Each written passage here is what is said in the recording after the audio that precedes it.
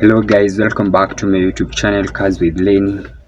So guys, today we are in one of the Japanese car which was first launched at the year 2014, and then the first launch was from between that's the first generation from 2014 to 2019, and then the second generation from 2020 up to date. So today we are in a Suzuki Hustler 2019 model, the last gen of Hustler in the first generation. So guys, today we are here, we want to review this car and see what this car carries, what the performance, the safety features, and everything that we need to talk about that you want to know. So let's just get inside and start. So today I'm not with my PA, I'm alone. I'll do this alone guys. Sometimes they say usizoea mtu sana, so I can do it. So guys, brief history about the Hustler car is that it started on the year it was first launched in 2014, and then from 2014 to 2019 that was the first generation, and then the second generation was from 2020 up to date. So this is a 2019 version Suzuki Hustler. It's a very how can I say it, like a very confiscated car. Yeah, sorry, I don't know whether that was the right terminology for that word. Anyways, let's see it in start from the inside to the outside and we see what this car carries guys. So guys, this is how the car looks like. This car is a 658cc car, a water cooled 3-cylinder inline engine, and it has a power of 49 HP. So this is how the car looks like guys. And then the transmission for fuel consumption is 20 kilometers per liter. So that's a very good consumption as we can look at that. And then the transmission is a forward wheels. They're the one that have the 4-wheel drive. So the front, we call them the FF. So this is how the car looks like. First and foremost, let's check out what does this car carries about. So we want to check first of all the engine size. We see how does it look like, this engine. So it's a very small engine. That's how it looks like. That's the engine. As I have told you, it's 658 cc, and then it's petrol. That's how the engine looks like. It's very small though, but I like it. A small engine. Then we have a battery over the other side. That's all about the engine size guys. Oh, I've seen this here. That's what I wanted. Nice. So that's how this car looks like, the engine size. This is what car drives this 658cc. I've told you is a 3-cylinder inline cooled with the water. Yeah, that's how it looks like. So that's all about the engine size, about the bonnet. So let's move to the trunk side. We see how many liters does it go. So let's talk about the steering and the steer wheel, suspension and brakes. So for the steering, this is what you get in this car. Excuse. So this is what you get on this car. A small a good steer wheel. You can adjust it from down here to the position the way you want from down here. Yeah, I think it's here. Yeah, that's where you can control it from. And then another thing we have on this car, the steer wheel rotates, it turns a distance of 4.6 meters. So when you turn it like this, that helps you in navigation guys. And then another thing we have about the brakes, let me get out and talk about the brakes. We have a front brakes, they are ventilated disc, and then the back ones use the drum brakes. So this is what I mean. If you check on these brakes here, they are ventilated ones. So as you can check on over here, the brake pads, that's how you see it is. And then another thing we have about the back brakes, they are the ones that use the drum one. You can see the difference.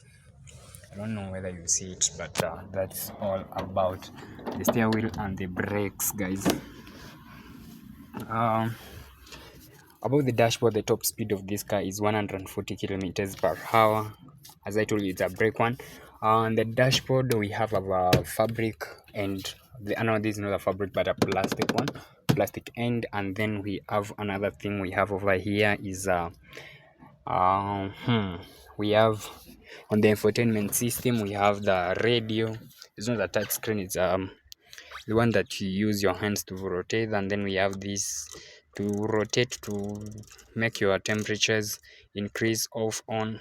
That's about or about the temperatures, how you control the AC inside, guys. About the chairs, we have these chairs here, manually adjust. You can move it front or back the way you want. Let me get it on this side. So you can see over here the chair, you can adjust it the way you want to the distance. And then the next thing about the back seats, on the back seats we have two-seater, so total of 4 people can ride over this small car. When I last checked about this car, they were saying it's an SUV, so the legroom behind it is very, very comfortable. And again, I never talked about the armrest. Here on this end we have armrest, and then we have cup holders on the front there. Let me check here. We have some mini storage over this side here. That's the mini storage. Again, anything else we have, I've told about the seat. The driver seat is more comfortable because he is the driver, guys. And then the other thing we have about this car is about below we have the arm here, over here. You can close. This is how you close your windows and open, guys. About the both sides, that's how small it is. Just it can accumulate, or rather carry around how many, just a briefcase, one suitcase, it's enough. So that's all about the interior. Now let's talk about the safety features of this car. We see what it.